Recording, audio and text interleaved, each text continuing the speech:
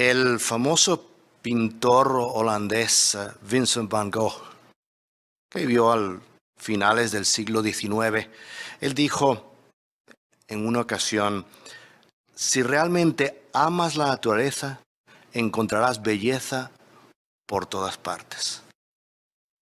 Y él sin duda amaba la naturaleza y de hecho la reflejaba en todo lo que pintaba. Quizás uno de sus cuadros más emblemáticos era uno llamado Una noche estrellada. Es un cuadro pequeño, de hecho, ni siquiera es 1 metro cuadrado en total. Tiene 11 estrellas. Bueno, posiblemente una de ellas es un planeta, es Venus. Y está sobre montañas, un bosque y una aldea.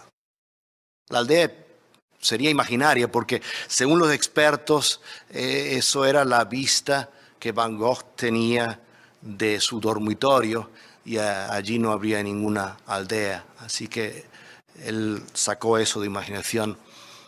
De hecho, el cuadro en sí, hasta cierto grado es de su imaginación, pues aunque parece que es de la vista de su habitación, él no podía pintar en su habitación, lo pintó abajo en el sótano, así que lo hizo hasta cierto grado de memoria, quizá copiando algunos sketches que había hecho.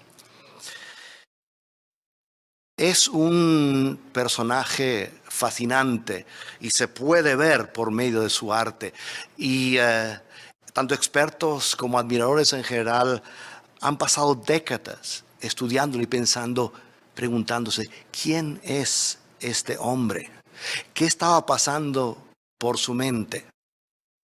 Bueno, aunque pudieran preguntarle directamente, él posiblemente no podía darle una respuesta, o por lo menos una que tenga sentido, porque él pintó este cuadro mientras estaba recluido en un manicomio. Y él mismo se recluyó allí después de uno de varios ataques psicóticos. Unos meses antes trató de cortarse su propia oreja. De hecho, consiguió cortar su oreja derecha. Y de hecho, poco después de haber pintado este cuadro, como 1 año así, se quitó su vida. Claro, este cuadro es solo un reflejo de la realidad. ¿Cómo nos sentimos cuando vemos el cuadro real? Cuando vamos una noche estrellada de verdad. ¿Acaso no debemos preguntarnos, ¿quién hizo esto? ¿Qué mente tan brillante es? Yo quiero conocerlo. El Salmo 19 que les invito a compartir conmigo, aclara que sí, debemos preguntarnos eso y ¿por qué? Salmo 19, allí en el verso 1 leemos: los cielos declaran la gloria de Dios, las alturas proclaman las obras de sus manos.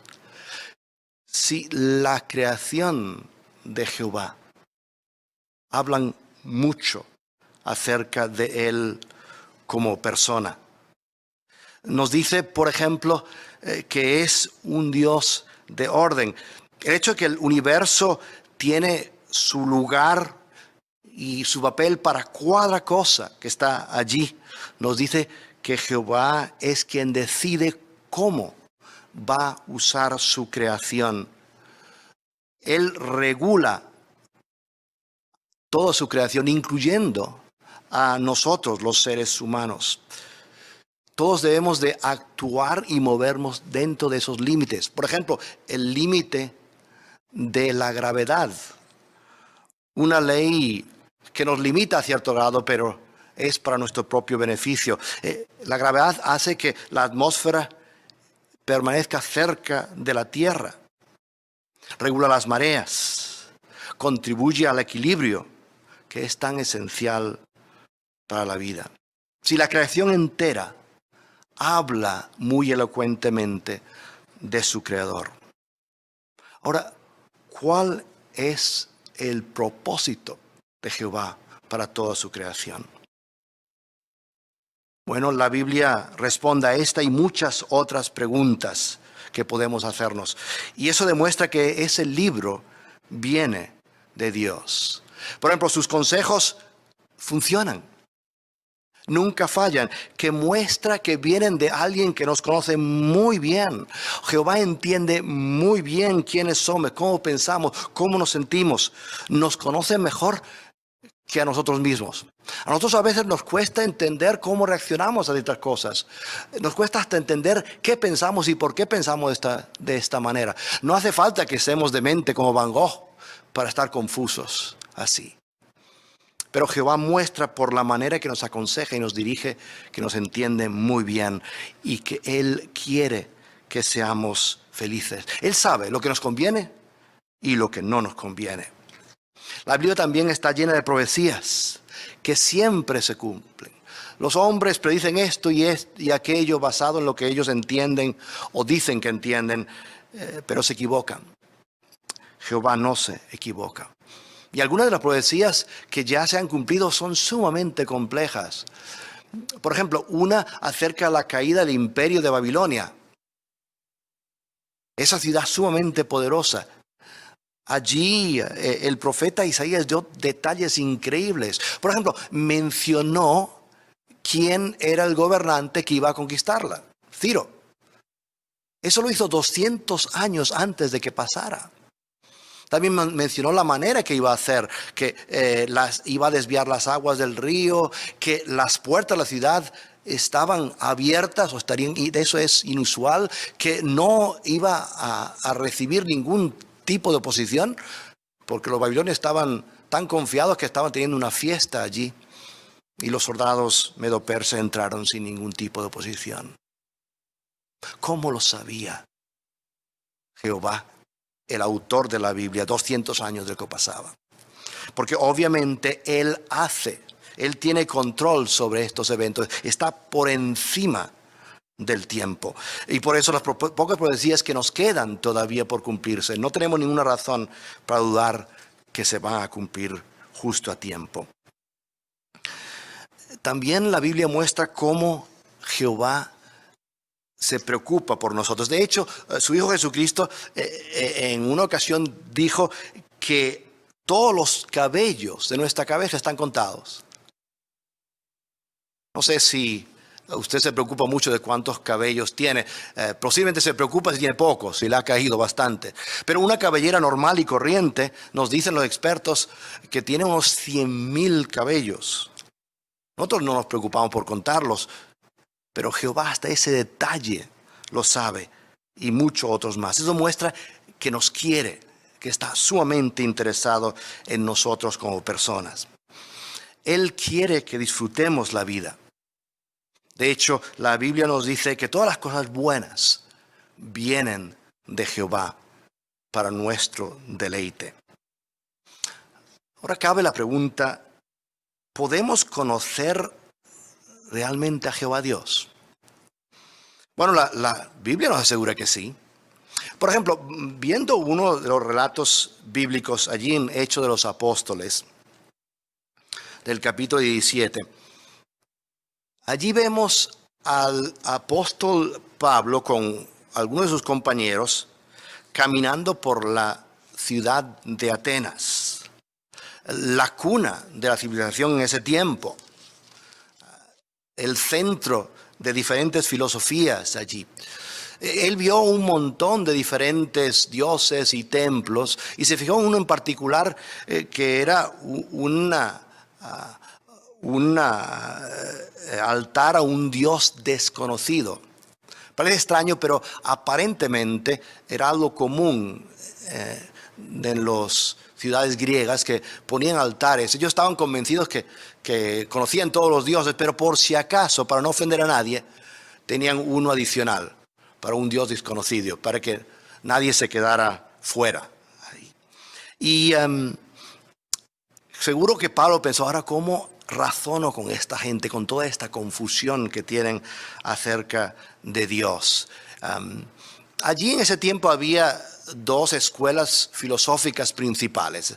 Por un lado estaban los estoicos.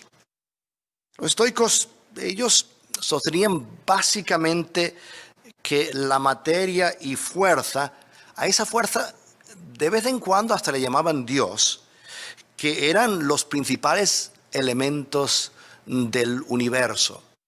Y por ende no creían en un Dios personal, que fuera una persona, sino que pensaban que todas estas cosas formaban parte de una deidad universal, por decirlo así. En contraste estaban los epicúreos. Ahora, ellos creían que sí existían dioses, muchísimos dioses, pero pensaban que estaban demasiado lejos de la tierra para preocuparse por los seres humanos. No creían que los dioses hubieran creado el universo o cualquier otra cosa. Y ellos ni bendecían ni castigaban a nadie. Entonces, a esa gente era a la que Pablo tenía que hablarle allí en su carta a los hebreos. Entonces, vamos a ver allí unos versículos de esa carta a los hebreos. Hebreos capítulo 17. Y vamos a intentar sacar algunos versículos. El versículo 24, quizás podemos arrancar con ese, Hebreos, perdón, Hechos, no Hebreos, Hechos 17, versículos 24 al 25. Leemos: el Dios que hizo el mundo y todas las cosas que hay en él, es Señor del cielo y de la tierra. Así que no vive en templos hechos por hombres. Tampoco pide que le sirvan manos humanas como si necesitara algo, porque Él mismo les da a todas las personas vida, aliento y todas las cosas. Y después concluye en el versículo 27, y esto es lo que nos interesa: lo hizo para que buscaran a Dios, aunque fuera a tientas, y de veras lo encontraran. Pues lo cierto es que Él no está muy lejos de cada uno de nosotros. Entonces, si lo buscamos, nos dice, aquí Pablo dijo allí a los habitantes de Atenas, lo íbamos a encontrar, pues no está lejos de nosotros. Y de hecho, Dios coopera con nosotros. Él nos ayuda por medio de su palabra, la Biblia. Y no simplemente nos dice su nombre y sus diferentes cualidades. De hecho, esta mañana se consideraron sus cualidades principales. Pero sino que nos da a entender otras cualidades más íntimas. Nos ayuda a conocerlo hasta el grado que tenemos una relación con Él. Y hay ejemplos bíblicos de eso. Por ejemplo, Noé no solo conocía a Jehová, sino que se dice de él que andaba con el Dios verdadero. Para él era como si estuviera al lado de él, caminando con él. Y eso indica la manera en que vivió su vida. A él no le importó parecer ridículo delante de sus coterráneos. Mientras que él adoraba a Jehová, el resto hacía cosas horribles. Y mientras él construía el arca, se reían de él. Pero no le importaba porque era su amigo. Estaba tan cercano a él que era como si estuviera a su lado. Así nosotros también podemos tener una relación. La pregunta es, ¿tomaremos la decisión de conocer a Dios? Ninguna cosa influirá tanto en nuestra vida como esa decisión. Unas palabras de Jesús en oración a su Padre que están registradas en Juan 17:3 nos dan a entender eso. Allí dice en Juan capítulo 17 versículo 3: esto significa vida eterna, que lleguen a conocerte a ti, el único Dios verdadero, y a quien tú enviaste, Jesucristo. Entonces habla de conocer a Jehová. ¿Y se fijaron qué significa para nosotros? Significará vida eterna. Así que obviamente es una decisión muy importante el de querer conocer a Jehová Dios. Ahora, hay tantas cosas que pueden distraernos. Este mundo está lleno de diferentes intereses y conflictos que pueden mantener ocupados nuestra mente y corazón. Y las simples responsabilidades que cada uno de nosotros tenemos también están luchando para quitarnos tiempo y atención. Pero no debemos dejar que eso pase. No debemos dejar que nada impida apartar tiempo para conocer a nuestro Dios Jehová. Debemos seguir pidiéndole a Jehová que nos ayude a alcanzar nuestro objetivo, a pesar de todos estos obstáculos. Tenemos que persistir, insistir, dedicarnos a conocer más a nuestro Dios Jehová. Ahora, cabe la pregunta, ¿le importa a Dios qué decisión o que decidamos conocerlo? ¿Es importante para Él eso? Claro que sí. La Biblia enseña que Jehová es un Padre amoroso, que se alegra cuando hacemos lo correcto, cuando nos portamos bien. De hecho, el texto temático de esta asamblea, Proverbios 27:11, dice, entre otras cosas, sé sabio, hijo mío, y alegra mi corazón. O sea, si actuamos sabiamente, alegramos el corazón de Jehová. No solo para su beneficio, Él está contento con eso, sino porque Él sabe que nos vamos a beneficiar. Al igual que un padre se siente orgulloso cuando su hijo le hace caso, sigue su dirección, no porque le beneficia al padre, sino porque se alegra que su hijo se va a beneficiar de a seguir sus instrucciones y sus directrices. Claro, el contrario también es cierto. Nosotros podemos afectar a Jehová negativamente. Podemos hacer que les duela el corazón. De hecho, el salmista que compuso el Salmo 64, él dijo eso. Él repasó un poquito lo que hicieron los israelitas, todas las cosas horribles que hicieron, a pesar de lo bueno que Jehová fue con ellos. Y él dice que ellos entristecieron el corazón de Jehová. Nosotros también podemos hacer eso. ¿Qué responsabilidad eso entraña para nosotros? Ahora, Jehová es feliz y quiere que nosotros seamos felices. Quiero que lean conmigo, por favor, una parte de Santiago, el capítulo 4. Y allí lo pone de una manera excelente. Santiago 4, versículos 7, y quizá leeremos un poquito del versículo 8 también. Dice, por lo tanto, sométanse a Dios, pero pónganse al diablo, y él huirá de ustedes. Acérquense a Dios, y él se acercará a ustedes. Acérquense a Dios. ¿Será que Jehová dice, muévense ustedes primero? ¿Será que es algo como un poco de orgullo ahí de parte de Jehová? Es decir, bueno, ustedes tomen el primer paso y yo les espero. No, porque ya Jehová tomó el primer paso.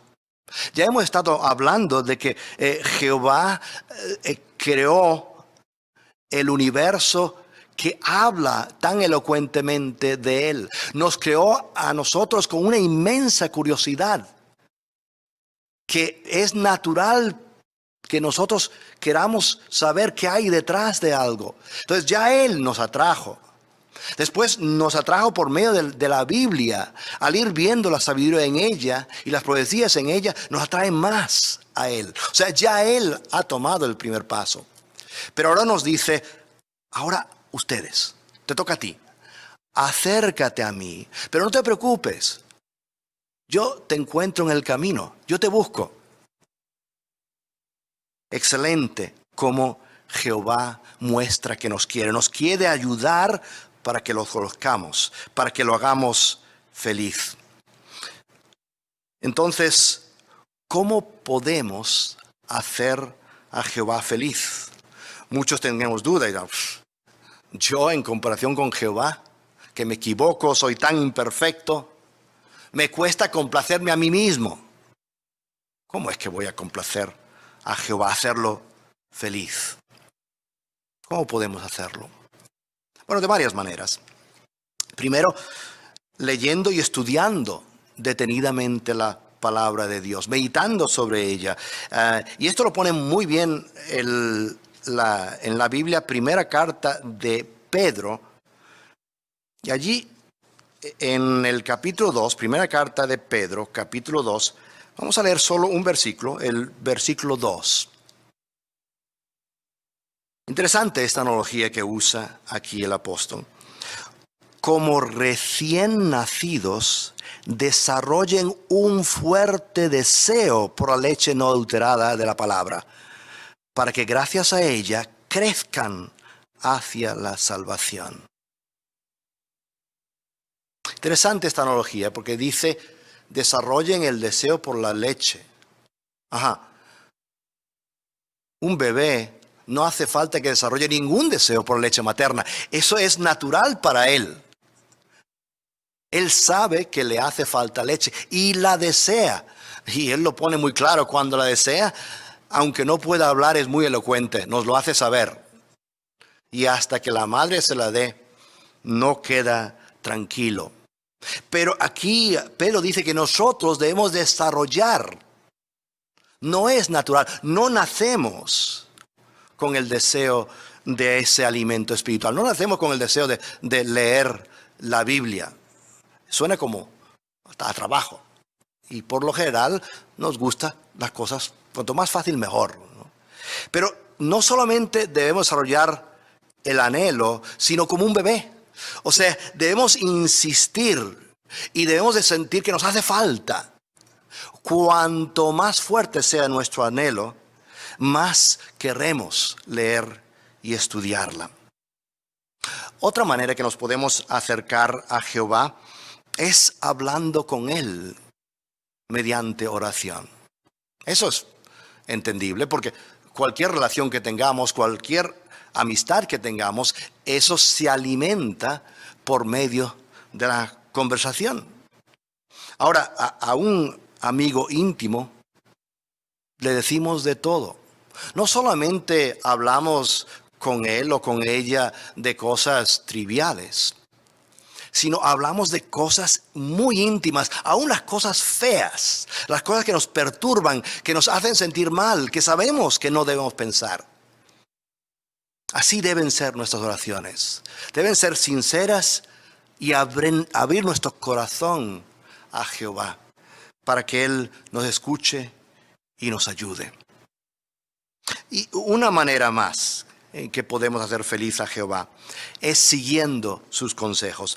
Si logramos tener la actitud que demostró el escritor del Salmo 119, que vamos a leer ahora, regresamos al centro de la Biblia, en el Salmo 19, que es el capítulo más largo de las Escrituras. Allí del versículo 101, vamos a leer unos cuantos versículos, hasta el 104. Dice el salmista, me niego a andar por cualquier mal camino, a fin de poner en práctica tu palabra. No me desvío de tus decretos, porque tú me has enseñado. Qué dulces son tus palabras para mi paladar, más que la miel para mi boca. Gracias a tus órdenes me comporto con entendimiento. Por eso odio todo camino falso. Wow, qué bueno sería sentirnos acerca de Jehová y sus direcciones, sus consejos, sus correcciones, como sentía el salmista. Eso sin duda hará que la apliquemos en nuestra vida, que lo obedezcamos, y eso hará a Jehová muy feliz. ¿Y cuáles son los beneficios? ¿Cómo nos beneficiamos de hacer feliz a Jehová? Bueno, de muchas maneras, pero Vamos solamente a ver unas cuantas. Primero, porque nosotros mismos hallaremos la verdadera felicidad. Santiago capítulo 1 muestra muy bien eso. Les invito a leer conmigo este texto, Santiago capítulo 1. Y allí en el versículo 25, antes de eso, Santiago está haciendo una comparación con un espejo. Alguien que se ve en el espejo y que después se olvida. Dice, no. Deben verse al espejo de la palabra de Dios y deben reaccionar de esta manera. Versículo 25 de Santiago capítulo 1. Pero el que mira con cuidado la ley perfecta que pertenece a la libertad y persiste en ella, no la oye y se olvida, sino que hace la obra y él será feliz en lo que haga. Entonces, nos hará felices de verdad si actuamos en conformidad con lo que hemos aprendido de las Escrituras. Eso nos va a ayudar a encontrar una felicidad no pasajera, sino una felicidad profunda que permanecerá, aunque las presiones de la vida los hagan nuestras experiencias un tanto complicadas de vez en cuando. Otro beneficio que nos da es que nos hará parte de una familia única, una familia mundial unida del pueblo de Jehová. Todo está unido por un pegamento, una cola muy fuerte, el amor. Jesús dijo que el amor los identificaría. Él dijo que de este modo todos sabrán que ustedes son mis discípulos si tienen amor unos a otros. Seremos parte de ese pueblo muy unido por ese amor. Otro beneficio es que contaremos con la aprobación y el cuidado de Jehová, el ser más poderoso de todo el universo. Si tenemos su apoyo y su protección, no tenemos que tenerle miedo a nada ni nadie. Y, por último, como hemos leído en Juan 17:3, Jehová nos recompensará con vida eterna. En resumen, sí podemos hacer feliz a Dios si nos esforzamos por conocerlo a pesar de los obstáculos que tenemos ahora y que tendremos en el futuro. Si perseveramos en actuar de una manera que nos lleva a tener una relación muy íntima con Jehová, si persistimos, no nos dejamos vencer, lo lograremos. Si logramos eso, si hoy conseguimos hacer feliz a Jehová, no solo hallaremos la verdadera felicidad ahora mismo, sino que seguiremos felices para siempre.